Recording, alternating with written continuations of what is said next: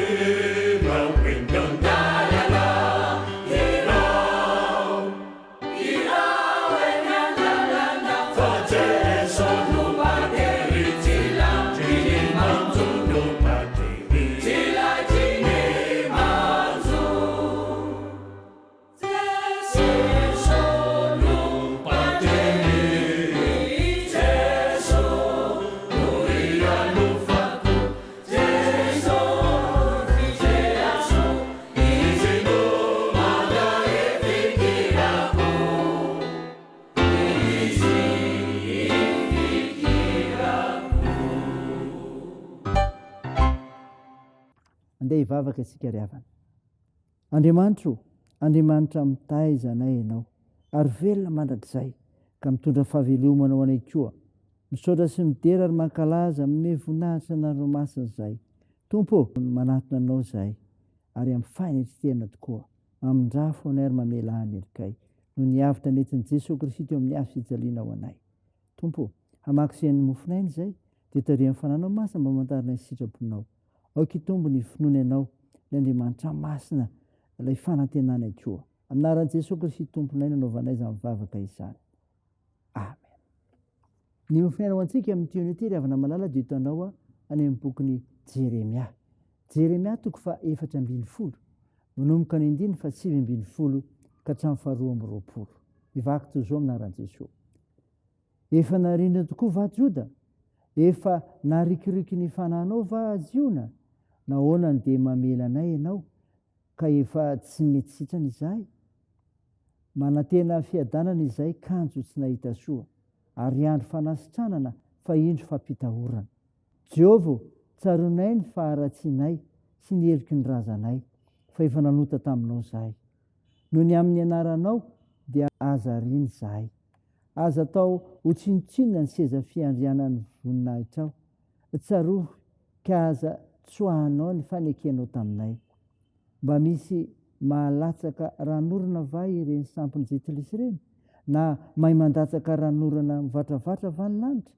Fa tsy ianao ihany va no izy ry Jehovah Andriamanitra eo? Koa manantena anao izahay, satria ianao nanao izao zavatra rehetra izao. Amen. Ray masino, manamasina anay amin'ny fahamarinana, ny teninao ny fahamarinana. Amen. Ry havana malala, ho aminao ny fiadana avy amin'ilay Jesosy Kristy, ilay Jesosy Kristy ilay te hamonjy anao. Mofinaina ho antsika amin'iny vakina tamintsika teo Jeremia 4:7 ka hatramin'ny 2:20. Tokony milaza ny tsy ahafahan'ny olona amin'ny loza na dia efa nifonan'i Jeremia tamin'Andriamanitra azy izy. Fa izy ary ny Andriamanitra Israely, fanontaniana miperaka izany ry havana ho antsika, mitaiza azy amin'ny fahoriana. Izany ry havana, mitaiza azy amin'ny fahoriana. Manoloana ny fahotany zanak'Israely no ny fanalavian'Andriamanitra, dia mamela azy hiaina amin'ny fahorian'Andriamanitra mba hahatsapany ny fahatsoana. Izany anefa dia nahatonga azy ireo nametraka fanontaniana hoe nanadino azy ireo tokoa ve Andriamanitra? Tsia, tsy hoe manadino akory Andriamanitra, fa mitaiza ny zanany ka mitondra azy ireo amin'ny fahoriana. Na dia misy aza ny fifonana nataon'i Jeremia dia tsy niverina tamin'ny loza izay efa nomaniny atao ho azy ireo Andriamanitra, mba ho lesina ho an'ny taranaka any aoriana any. Ary tsy halana amin'Andriamanitra intsony rehefa miverina aminy. Fitiavana ry havana no nafaizana azy fa tsy fanatsinoana. Ny Andriamanitra Israely, Andriamanitra tokana tsy misy toa azy. Izany koa ry havana no voaray eto ny amin'ny hafatra izay ambarana. Ao anatin'izany fahoriana izany sy ny fahatsiarovan'ny fahotany natsapandreo zanak'Israely fa tsy misy Andriamanitra manana fahefana sy hery afaka hamonjy azy ireo afa-tsy Andriamanitra irery ihany. Izy irery ihany no azo ianteherana sy ametrahana fanantenana araka ny voalaza hoe fa tsy ianao ihany va no izy Jehovah Andriamanitra ô? Tsy misy Andriamanitra toa azy tokoa satria izy no mizara fahasoavana amin'ny masoandro, mampilatsaka ranorana hamonton'ny tany mba havokatra. Izy irery ihany no azo antenaina fa favoazana nateraky ny fanalavirana azy. Sainy izany ry havana, ho voninahitra Andriamanitra. Amen. Mivavaka isika. Tompo, misaotra no mofinaina nomenao anay izay ny Andriamanitra ny Israely izay mitaiza azy amin'ny fahoriana, ary Andriamanitra tokana tsy misy toa azy koa. Misaotra Tompo fa mitarika anay andiny teny izany amin'izay tokony ataonay. Tompo, sitrandro ireo mararika menao fanantenana amin'ny fanasitranana, mpanasitrana maindrindra mantsy ianao, ko atoany asa fitsaboana. Tompo, ampirezo razo manjo, vonjeo ireo marivotsikolona ary sahirana, tsinjovanareo any ampigadrany ihany koa. Tao ny fihazakazanay amin'ny tiany ity. Ko teterao Tompo zay mahasoa mpanomponao tsiraray avy, zay ireo manokana ny firenenay Jesosy, indrindra ny amin'ny ezaka narenana izany. Mivavaka dia ataony amin'anaran'i Jesosy Kristy mpamonjy sy mpanasitrana anay, zay efa nampiombona anay mivavaka manao hoe: ka na eo izay ny an-danitra, ao masinina anie ny anaranao, ho tonga anie ny fanjakanao, atao anie ny sitraponao ety an-tany ho taky ny an-danitra. mihoana an'izy ianona sahaza ao anay ary mamela any elikay tahaka ny namelanay zay meloka taminay ary aza mitondra anay amin'ny fakapanahy fa manafany amin'ny ratsy fanao ny fanjakana sy ny hery ary ny voninahitra mandrakizay. Amen. Raha isan'ny fonariavana malala ny jodrana tolotra anao aminaran'i Jesosy Kristy. Aza matahotra iray malala indrindra fiadanana aneo anao mahiriza eny mahiriza. Amen. Teo an'Andriamanitra irery ny voninahitra amin'ny anaran'ny Ray sy ny Zanaka ary ny fanahy masina. Amen.